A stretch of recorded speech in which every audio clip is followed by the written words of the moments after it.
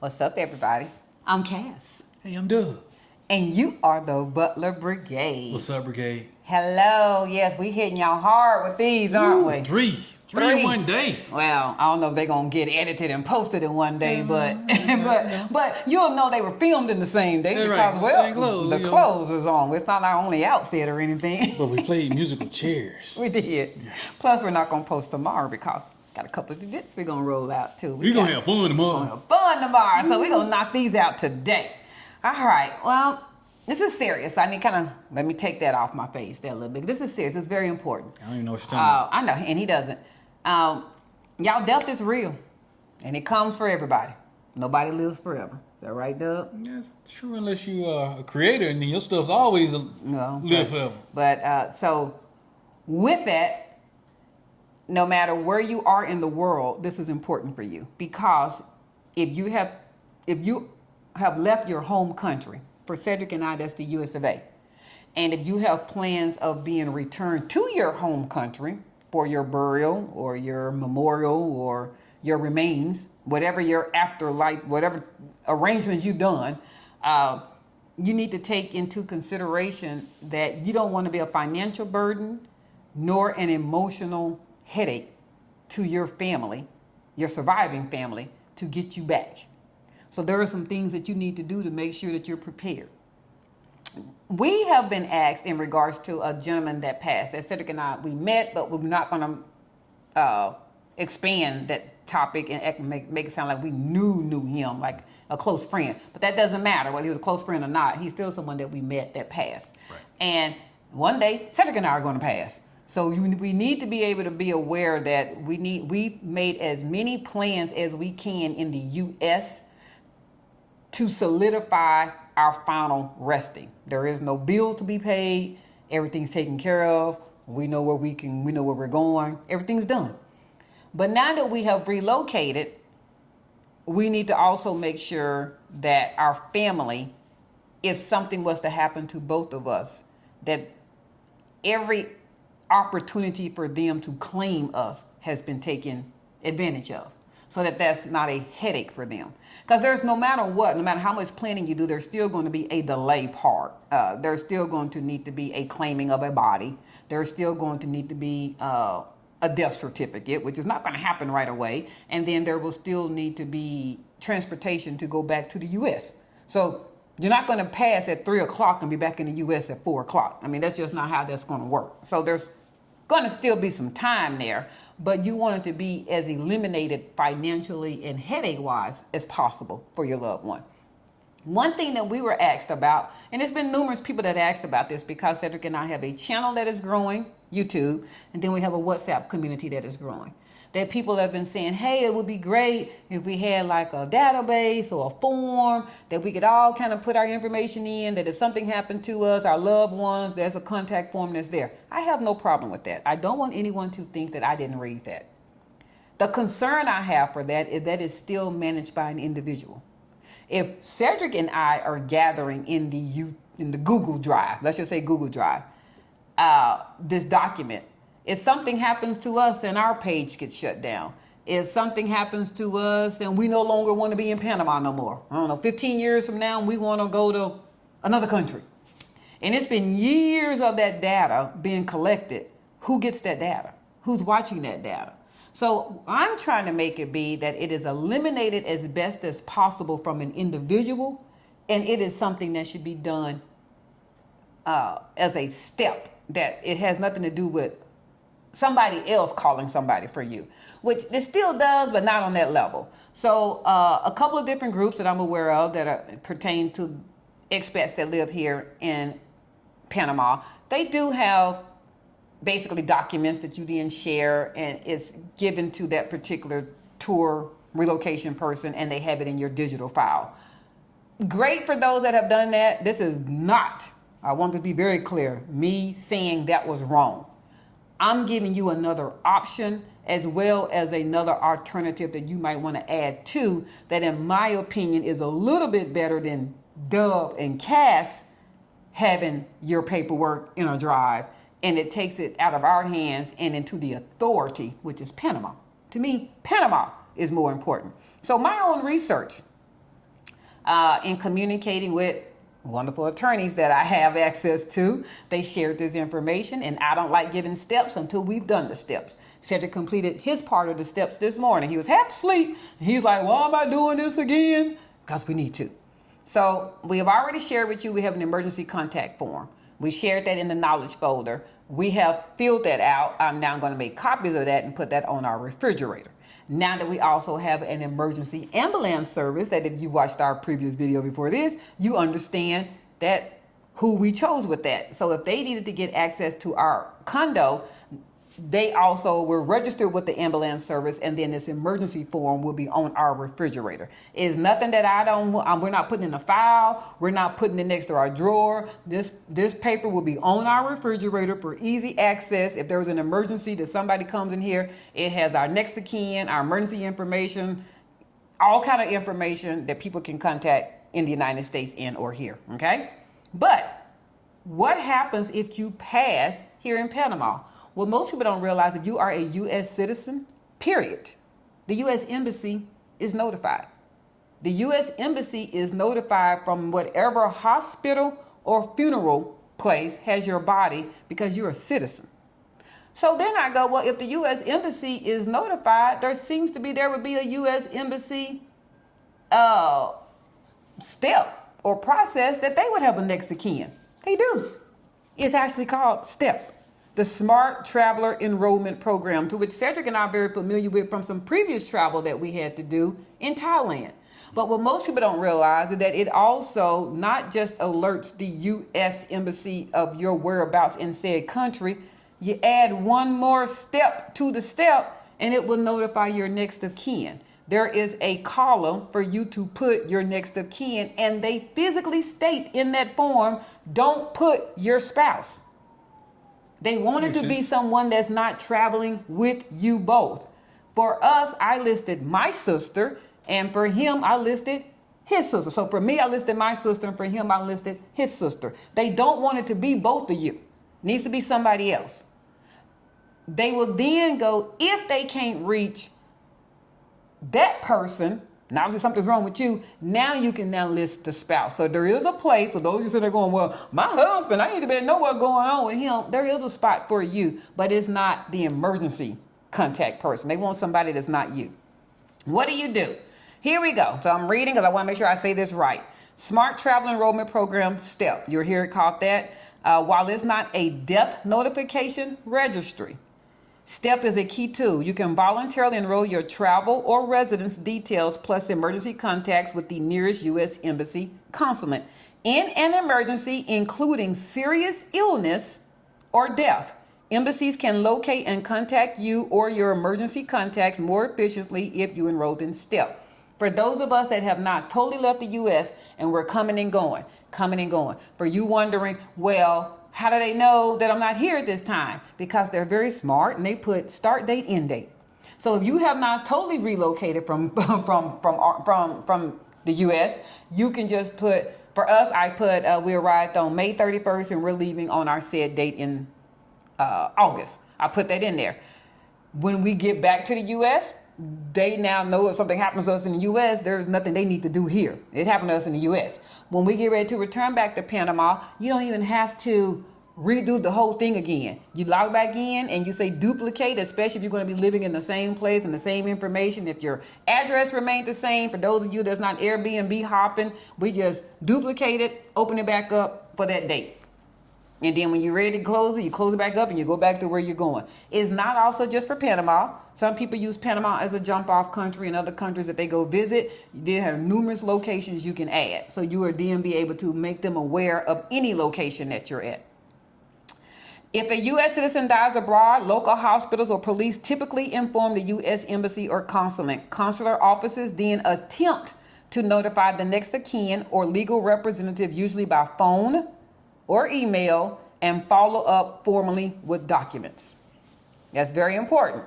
So whatever phone number you give of said next of kin, it needs to be a working phone number. That helps.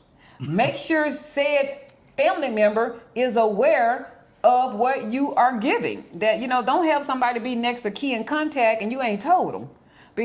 also, like I just said, just make sure that their number is active. Make sure that their email is working. And make sure that person go answer the phone. Well, yeah, but I think why do you not state government call my house? Don't answer that phone. So you need to let them know, okay? Consular report of death of a U.S. citizen is called the CRODA, C-R-O-D-A. Once the local death certificate is issued, the embassy prepares the CODA. This official, often electronic document includes cause, location of death, disposition of remains, and is used to settle legal, estate, insurance, and Social Security matters back in the U.S. You're going to need the CODA. Okay? That's given to the person that's listed in your emergency contact.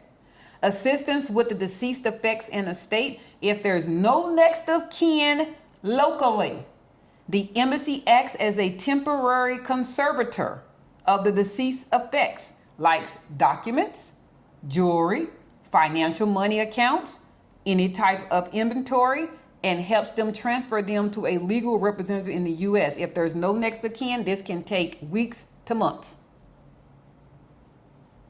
You didn't list anybody. So if you are here in Panama, and unfortunately both of you passed, if there's any type of money in a financial account, any type of personal belongings that are in your home, it might be a while before your loved ones can get access to that, because initially it's going to be the U.S. Embassy that is listed as the transfer or the trustee of that until they can verify said person is your next of kin and that they do have access to that. So you're helping eliminate that step. You're making it go faster. For some people that have had loved ones pass already, the delay in them getting the body claimed is that the embassy is having to make sure you have a right to said body. You have a right to it. You know, you're saying you're a son. What if this person has a spouse? What if this person has a mom? There are an order of next of kin, and this is when you as a single person, you find out quickly what that order is. So if you're a single person but you have an adult child, and if you're a single person but you have a living parent, that's where who really gets the right to said person. And if you don't have that listed as who you want it to be, that's why the U.S. Embassy is not just releasing your body or your remains to adult child. Maybe mom is supposed to have the remains and they don't know. So, but if you have that listed in your STEP account, they're going to give it to the person you said. When they get back to the U.S., they can battle it out. But right now, Cassandra said her sister's supposed to have her body. Sorry, adult children, you don't get it. And that's the way I have it written. My sister's going to get it. She will make sure if something happens to myself and Cedric, whatever's supposed to happen once I get back to the U.S., it is being handled. But my next of kin is not one of my adult children. It's my sister. That helps you. So what do you need to do? Here we go. So how you enroll in the STEP? I don't know. For those of you that are already familiar with U.S. logins, what is it? U.S. Login.gov. Login.gov. Yeah. If you already have that account, you are going to need a Login.gov account. Most veterans, military people have that. If you've ever had to log in for, I think, your IRS stuff before. Your Social Security. So your Social Security, you have one. Anything of that nature, you have one. Now, you might need to remember it.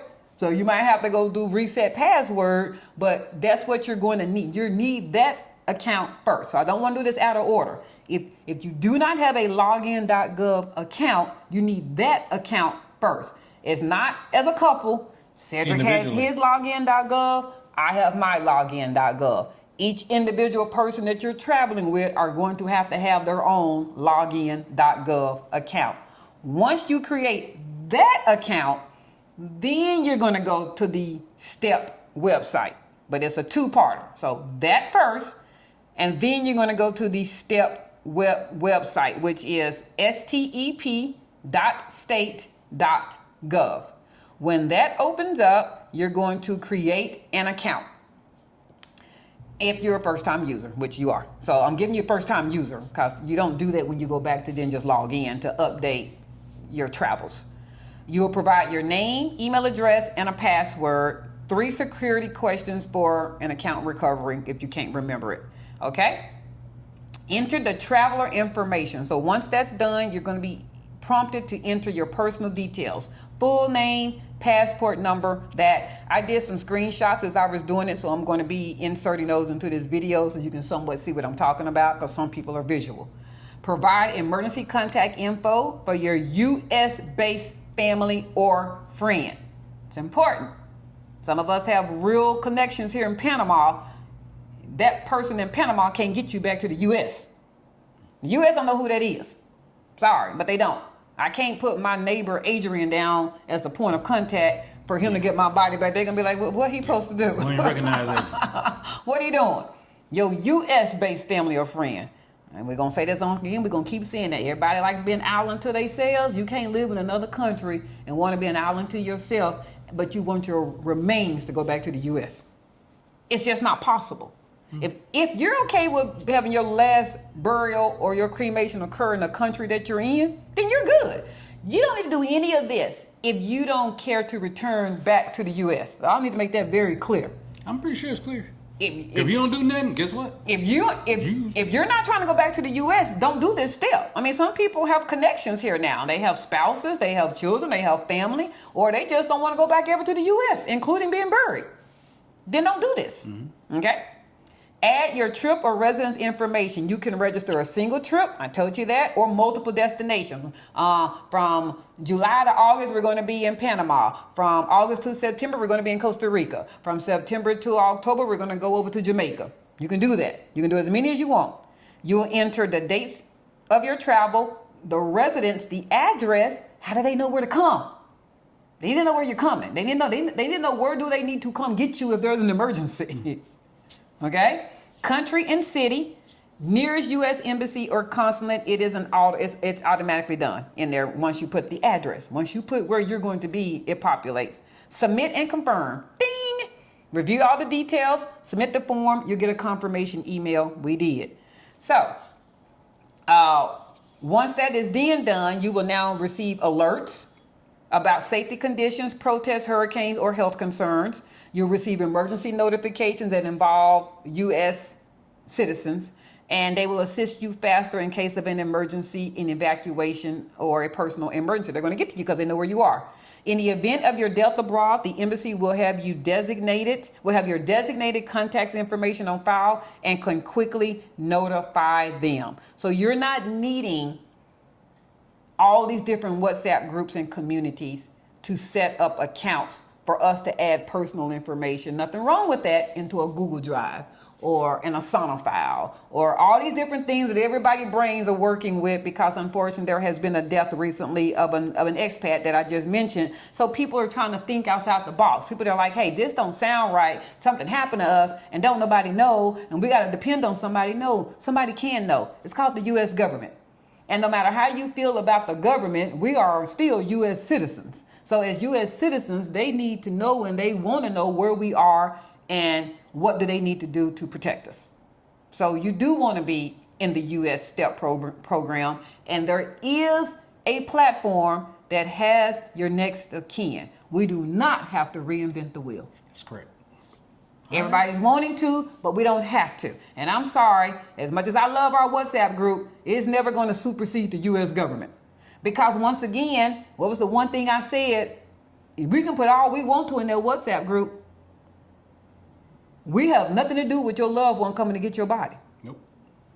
I just read to you what it said. If there is no next of kin listed under the step.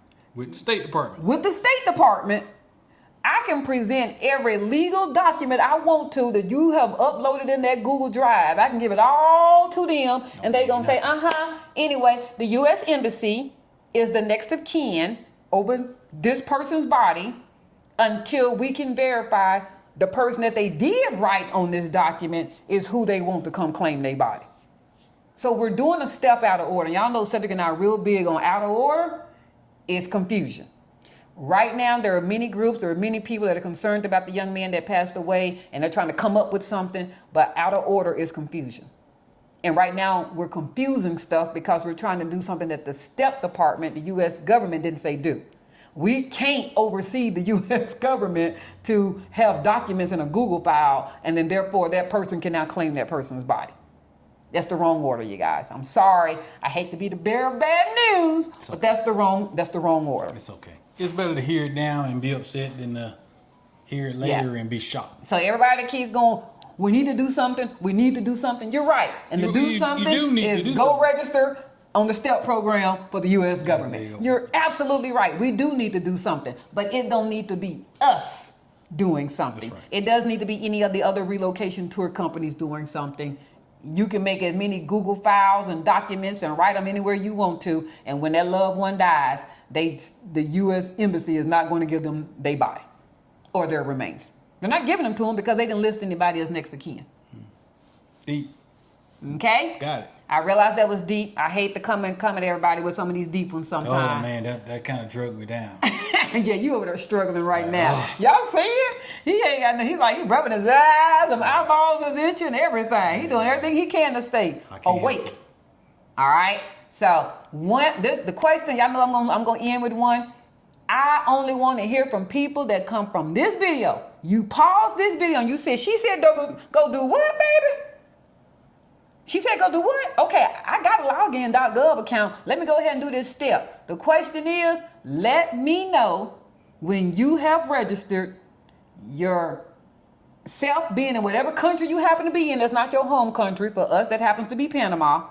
And you put in your next of kin. It's there. You good to go. I only want to hear you say done, did it, step. Whatever you want to say, just put step. We're gonna give everybody, that's the question. Well, I would do that, but I forgot what site you told me to go to. It's gonna already be going across. Oh, dang. It's gonna already be going across. 2 steps.